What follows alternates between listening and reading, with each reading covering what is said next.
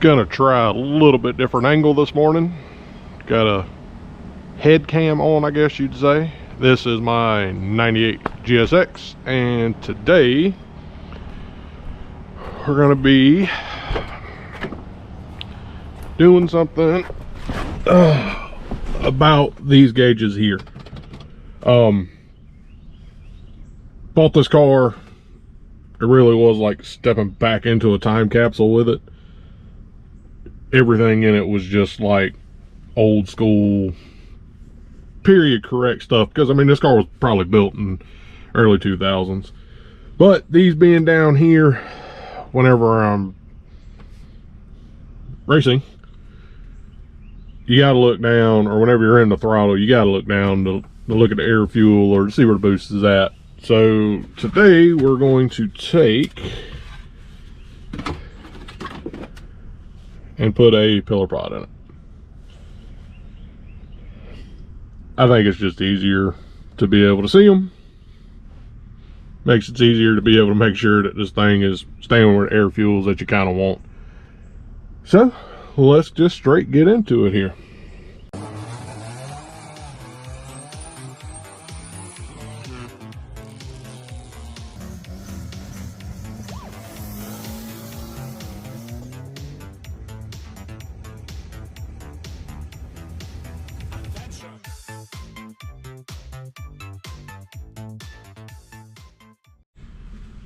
Alright, first things first, just got 2 screws. I don't know if y'all can see those. That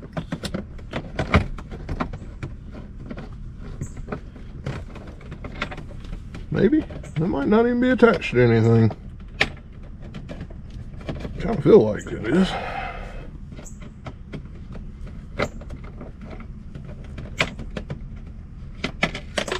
Whatever that was just fell. I'm gonna throw stuff in the cup holder here. Maybe this one's holding it in. Oh yeah, here she comes. Turn the wipers back off.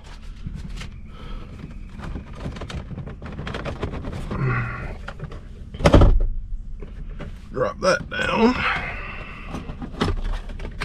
Really hoping there is and there's not. Great.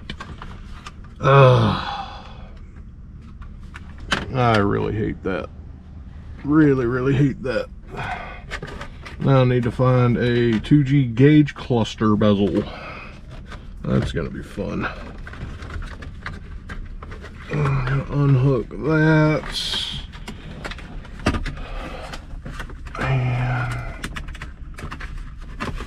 Can't really see what else is behind here.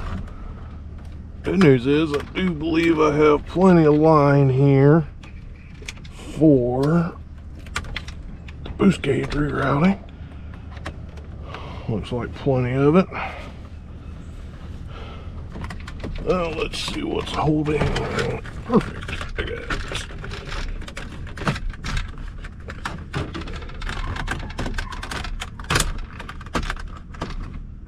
There's 1 and 2. Yeah, that's easy enough to get out.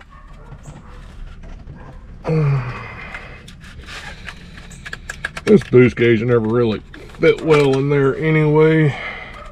Air fuel wasn't half bad, but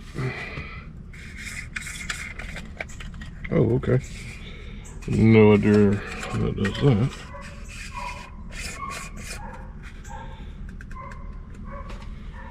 Alright, so I guess next it's gonna be getting them mounted in the gauge pot, and then making sure I can get line and everything up to them,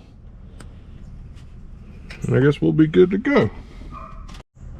Alright, next we're going to feed this line back down through. Hopefully, maybe I can find it under here and pull it back through.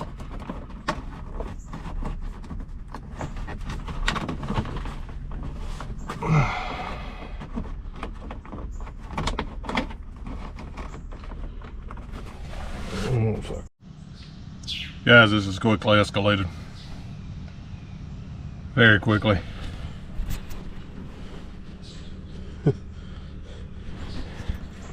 I had to take y'all off because I couldn't get myself, the camera, and both hands under the dash to be able to cut zip ties and make sure I had enough wire and vacuum line and just everything. But good news is, while I have it out, I'm gonna check and see what ECU's in this thing, because it desperately needs a ECM link, DSM link, whatever you want to call it. But I'm fixing to have to dive back under the dash, so if you give me just a couple more seconds in y'all's world, probably about 30 minutes in mine, hopefully I can have some answers for you. Update. It is mounted. I basically just kind of 3M taped there and there. It sits real decent in the bottom. I got to sort this and all this back under the dash here. Whew, it's warm. It's definitely warm, but hopefully I can figure out why the boost gauge doesn't light up. That would be nice, because I would like to be able to halfway see it at night. Though being up here, I should be able to see it a lot better. But from there, it actually looks pretty good. Still, I got to find a gauge cluster bezel. I'm a little upset about that.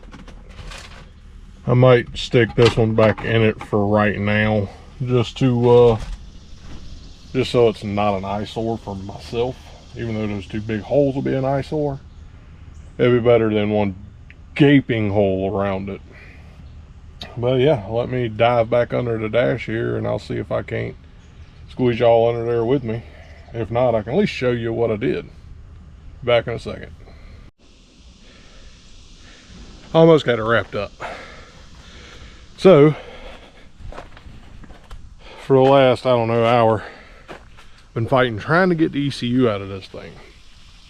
But talking to a buddy of mine who's a DSM guy and posting a picture online of the jumper harness, which let me show y'all.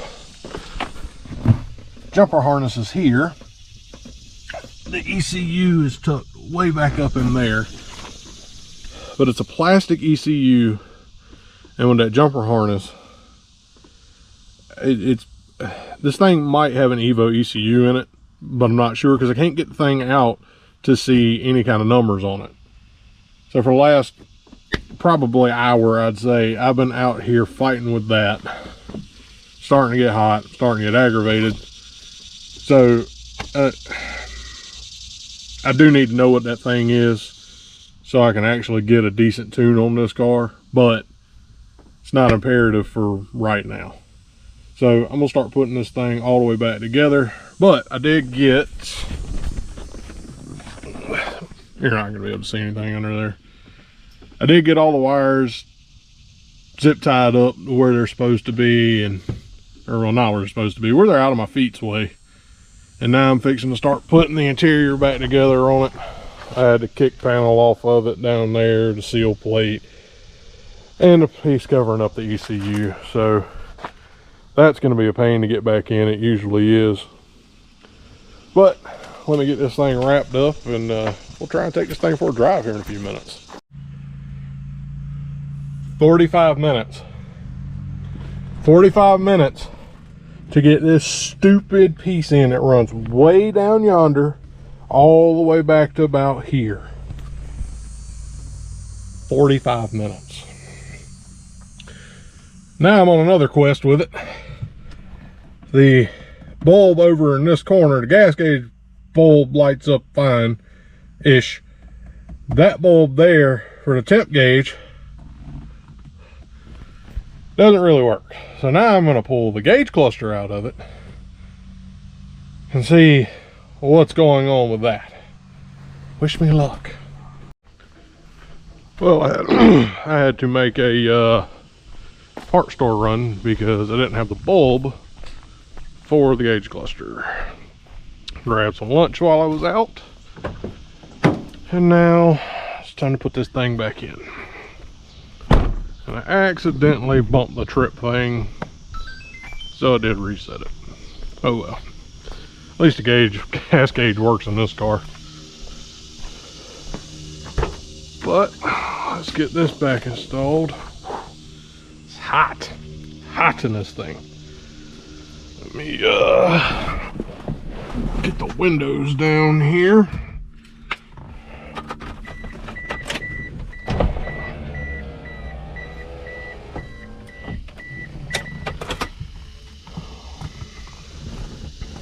Hope y'all can see. I remember how it came out of here. Maybe, definitely not like that.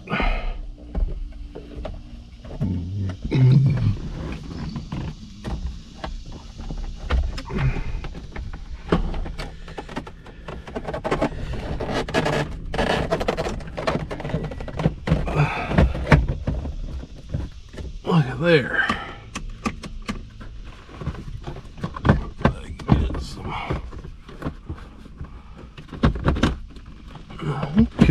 Okay, looking good. We had our little light come back on there. Let's get some screws back in it.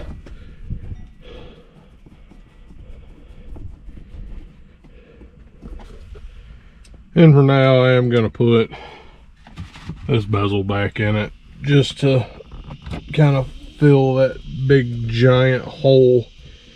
I did find a bezel. My buddy Angel's got one. I have to touch that up. It's just at his house, and he won't be going back there till this weekend, and it's not in town. So just for now, I'm going to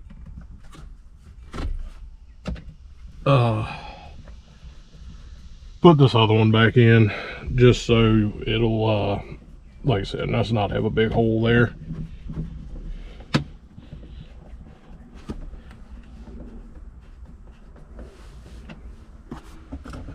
Assuming that's not the right hole.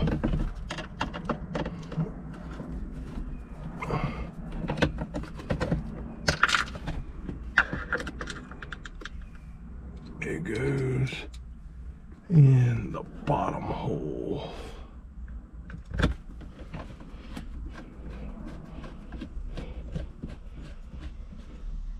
That's better.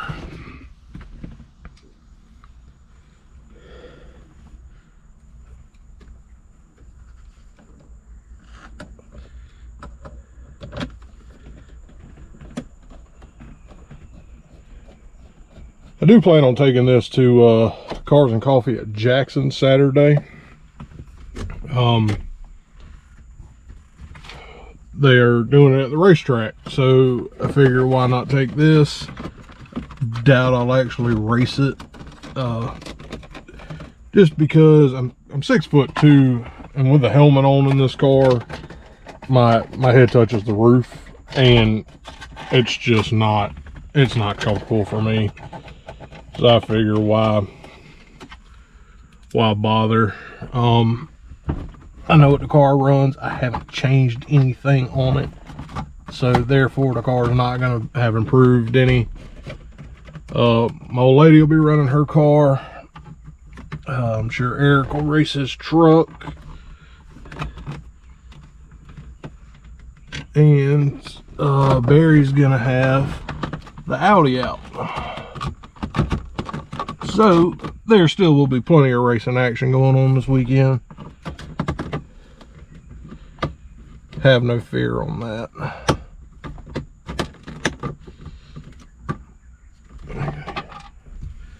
I hate doing stuff like this. I really do. It's not fun, but it is part of working on cars.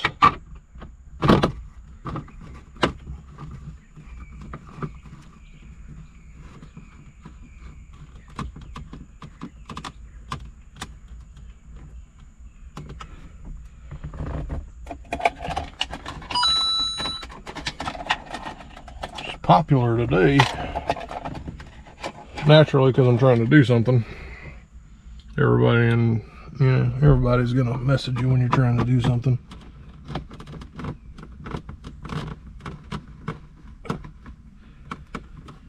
But that's that should be a wrap for that. Verify that everything, including my windshield wipers, work.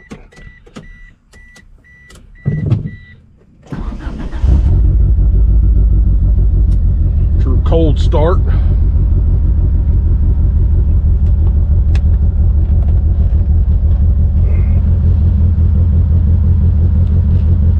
to tidy that a little bit up because I damn sure don't like seeing that. And then it'll be good to go.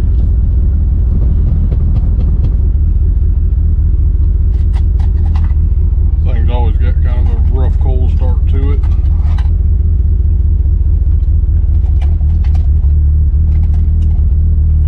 But what can you do?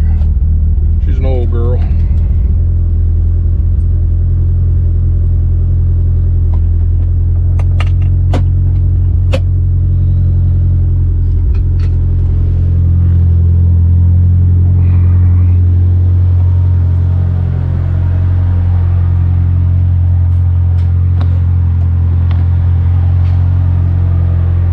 Oh, nice bird shit on the hood while I was gone.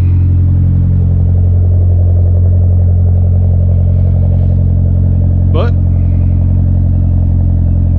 that's it, guys. I may go do a video of just driving this thing around a little bit, but I'm gonna tidy up that last little bit in that door jamb there and make sure everything's good. It's always weird to me how this thing idles cold and you can't really hear the cams in it. It's kind of odd, but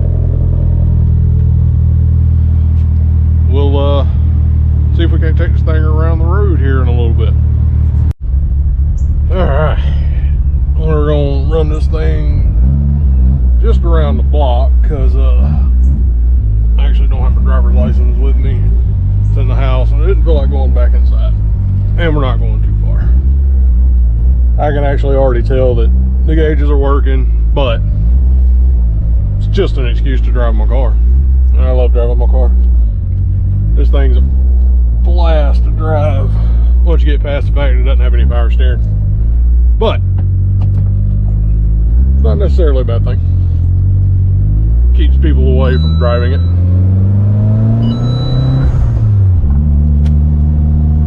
Try to get my steering wheel and seat and all that stuff back in the right position here. We'll just go out in the neighborhood, go down to the second entrance, which I don't even think it's a mile, maybe half. See if we can't get in it just a little bit. Then we'll take it back to the house, park it, and that'll probably be the end of this video. I do love actually being able to look over and see that. I can't wait to get this bezel piece because that's gonna drive me just absolutely crazy. I like the OEM-ish look, and I was never really a fan of those down there. You couldn't really see them. That's what I really hated about them the most, especially when you got something that's modified. Want to make sure that it ain't blowing up.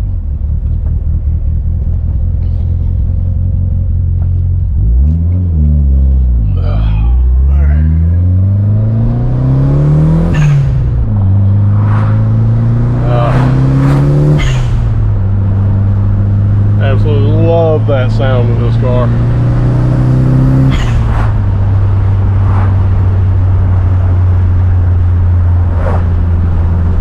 The car's not like warm, so I ain't gonna beat on it too much.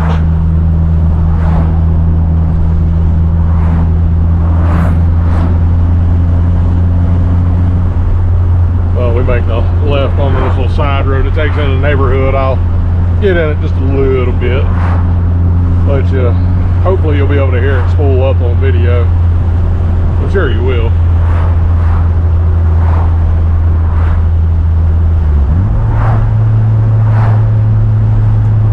Here's my turn signal since I don't have my driver's license on it.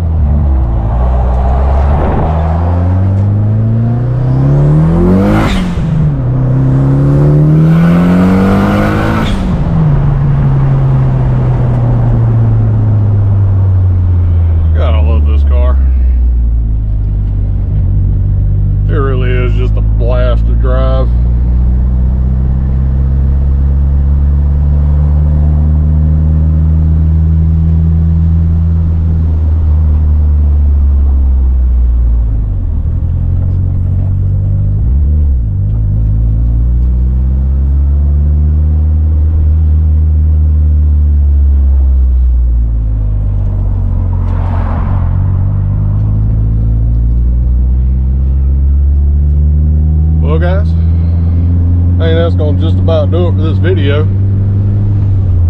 Thank y'all for watching, and we'll see you on the next one.